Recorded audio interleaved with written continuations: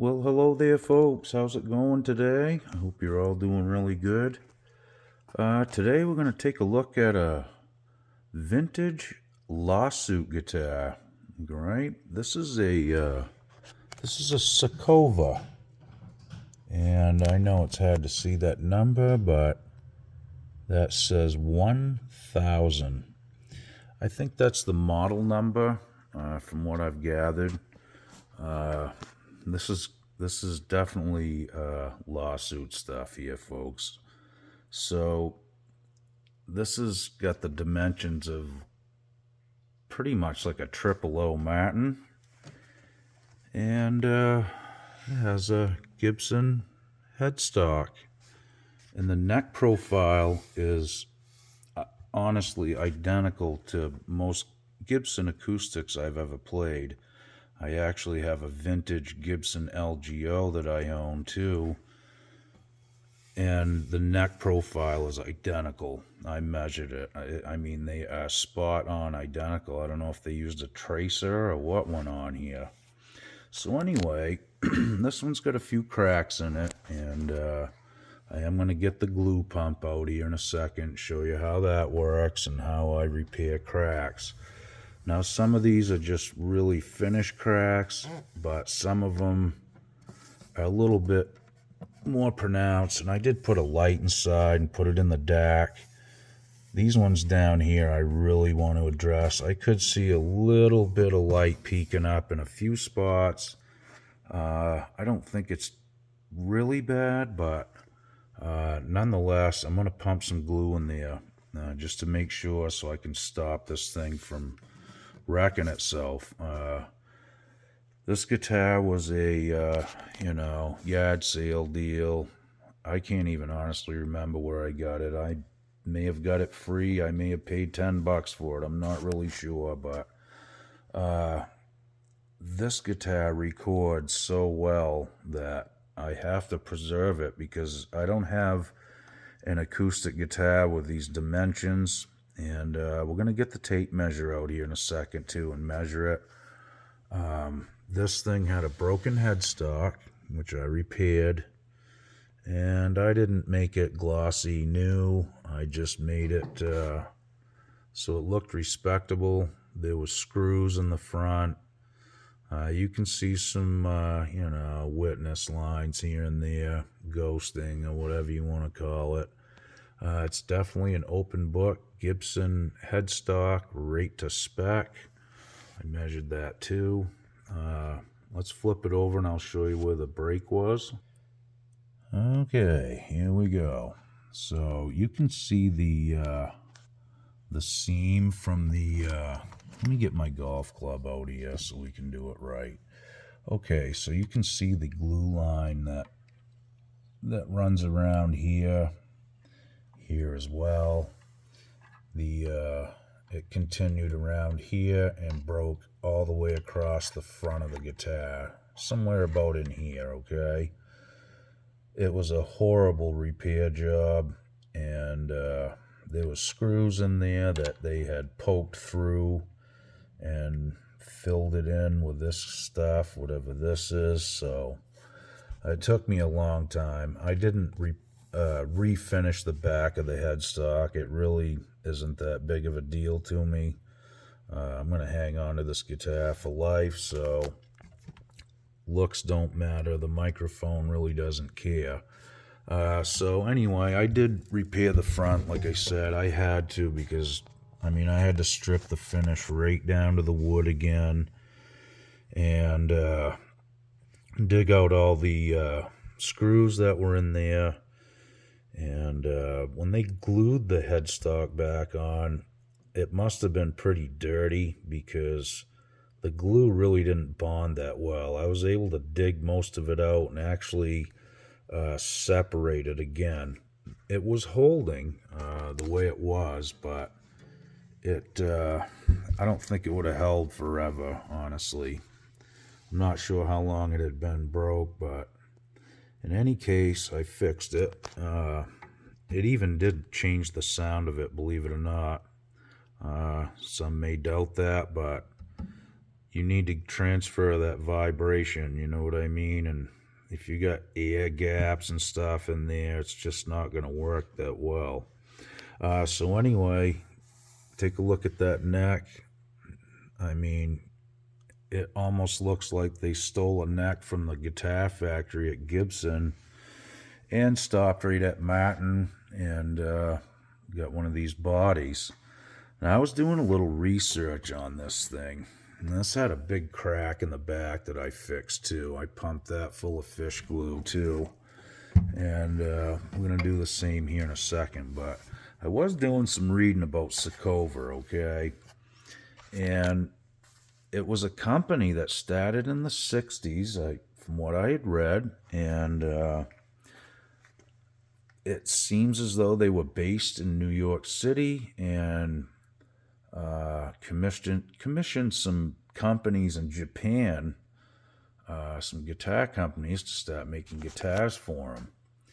And from what I read, some famous musicians actually played them, like Jimi Hendrix, Eric Clapton, and I've even heard that some of these were quite rare. Not these in particular, but they made electrics too, and some of them were really limited runs, and collectors will pay pretty good money for them. I didn't know that until I started researching this, but so I also kind of did some more research, and it kind of brought me down this wormhole with Martin, okay? And like in the 60s and 70s, I'm going to say 60s more, but there was a guy named, there was two musicians actually. One was named David Bromberg, and the other was Arlo Guthrie. And from what I read, these guys took some old, I believe they were Martin archtop guitars, and had the tops removed, put a flat top on with a sound hole. Again, this is what I read on the internet. Don't quote me word for word. I'm just telling you what I've gathered for research here, okay?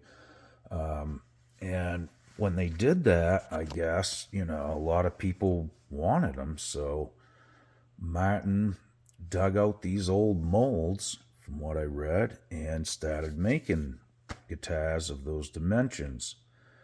They were called the M series, M28, 30. I can't remember the exact numbers, guys, but they also called them quadruple O's, I guess, for a little while, and grand, like auditorium, maybe. It went under a couple names there, I guess. But anyway, that's how these kind of spurred, these lawsuit companies started catching on to what people wanted, so they started producing guitars with these dimensions. This guitar, like I said, is one of the finest guitars that I've ever put a microphone in front of, as far as, an acoustic guitar captured by a condenser mic. There's little to no work to do after you record the track. It EQs itself in front of a microphone. The dimensions have a lot to do with it. And it's just not heavily bassed, It's really balanced across the whole strum plane, so to speak, from bass to treble. And it balances itself out really, really nice. And it can be quite loud as well. Really comfortable guitar to play too, I might add.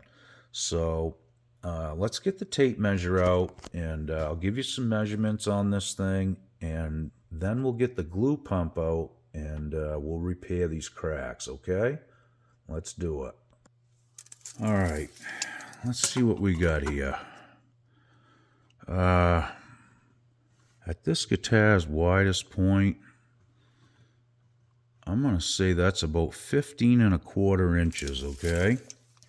Let's measure the length. Looks to be about 19 and a quarter. Let's go right across the waist. About 9 and a quarter. And the upper bout is about 11 and 3/4. Okay. Now let's measure the depth of the guitar here. I'm gonna go right at the pin. The widest point is about 4 3/8. Right at the bridge, at the end pin. Let's go at the widest part of the lower bout. I'm gonna say about 4 1/8. Okay, and right here on the upper bout, it's about 3 3/4. Okay. I don't know if those numbers coincide with Martin dimensions. I am by no means a Martin expert, so don't take me to the cleaners in the comment section, okay? Like I said, all in all, this guitar, it's holding together, but it does have a lot of lawsuit stuff going on, in my opinion. The adjustable bridge, Gibson started doing that. Of course, the open book headstock. I mean, that's as good as they get, right? Anyway, the guitar sounds great. I refretted it. The truss rod's still good. So what we're going to do now is repair it so I can keep using it. This is like my go-to guitar for recording, for acoustic guitars. It's just so easy to capture it, and it just makes short work of the recording process for me. So we're going to look it over inside too, and make sure there's no braces loose.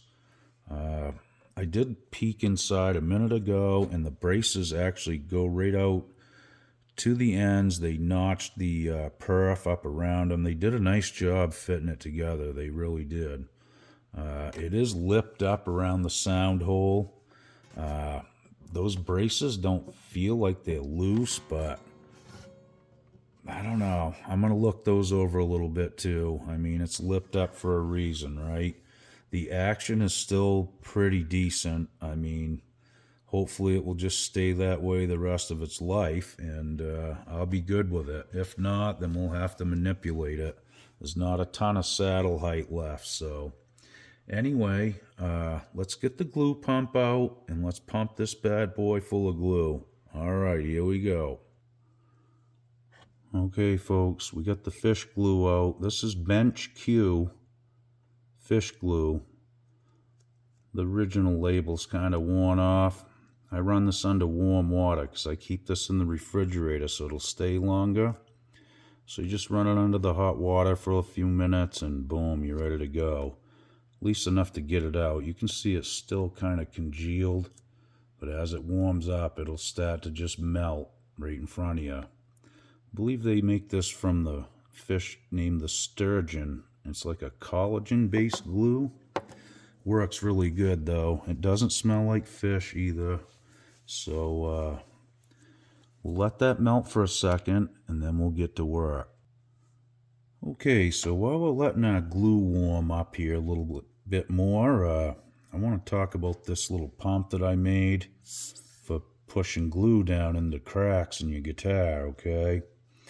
It's just a piece of clear gas line, and we got a suction cup on the end, which I heated up a piece of steel rod, like welding rod, and melted a hole through the center of it, and then I put a piece of gas line over it and just used some glue. I think it was just hot glue actually, just to go around it to seal it off. And then you have this primer ball, okay? Basically is all it is. This actually went to a in construction you would use these if you was drilling a hole in concrete with a hammer drill, and then you wanted to epoxy a bolt into the concrete. you would have this that came with the drill, and it would have like a straw on it, which was red, and you'd use that to suck the dust out of the hole, and clean the hole out so you could put your epoxy in there into a clean surface and then epoxy bolt into the concrete. You could use a rubber ball, maybe even a primer ball, like off a boat can or something. I'm pretty sure you could plug one end off and do this. Tennis ball, possibly. Use your head. You can probably come up with your own idea, but this works really good. Okay, let's get to it. Okay, so I'm going to just spread this out with my little fan brush here. Don't worry about the glue on your guitar. This stuff wipes right up with just water and a cloth, okay? And this is why I use it. This is why a lot of people use it. So there was a little bit of light peeking up through these ones, and we're just going to address them all at once and get it over with. This goes pretty quick with this suction cup thing too, so hold on tight. Here we go. Okay, so the whole trick to this is this. I'm going to get a little bit of glue built up underneath this. All right, I'm going to come right over here, and the whole theory behind this, when I've done this, like pushing it down with your hands, but when I pick it up, I can pick the guitar up off the bench, okay? When I push that down, I can just hold pressure in one spot and drive it in there for eternity. And when you pick the suction cup up, you keep the pressure on the ball, okay? And then you ain't sucking it back out of the crack. It's actually driving it in there the whole trip, see? And just let it catch its breath. Drive it right back down in there again. It will literally push the suction cup up off the guitar. It kind of gets a little clogged up in the end, but it always cleans out. It's not a big deal. You just let it kind of inhale a little glue back in and drive it back out. But as you can see, I'm not pulling anything back out. It's just pushing it in. And as long as you keep pressure on it when you pull it up off the guitar, you're good to go, okay? All right, so we're going to push a little of this glue back down here. I know this looks really messy, but I've done this many times. It's not a big deal. These ones down here were pretty bad, so I want to take a little time on these. And, yeah, that really is driving it in there.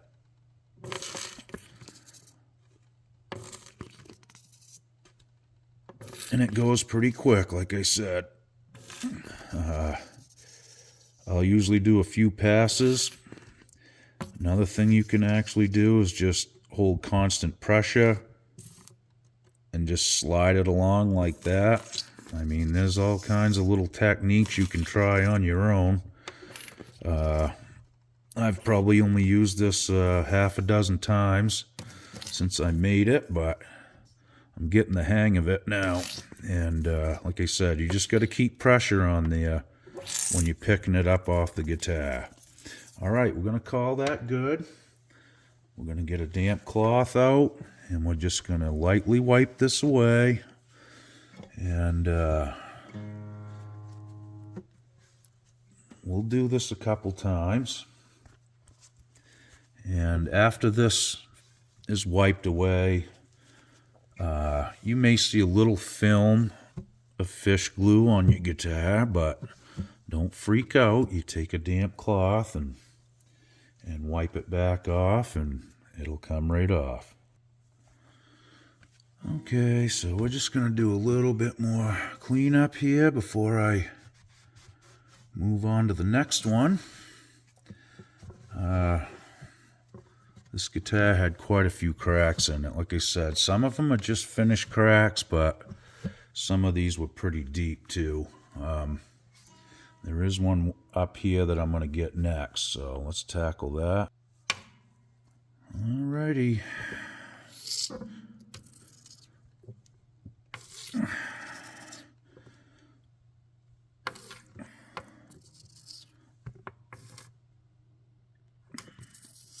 Again, I think it helps like to hold it right in one spot. There's two cracks right side by side here, so I'm just trying to focus that pressure on them for a second. Instead of just one little quick push, I can, keep pressure on that for a second, and it just assures me that it's going in there. I mean, you can see glue come through the inside of the guitar if you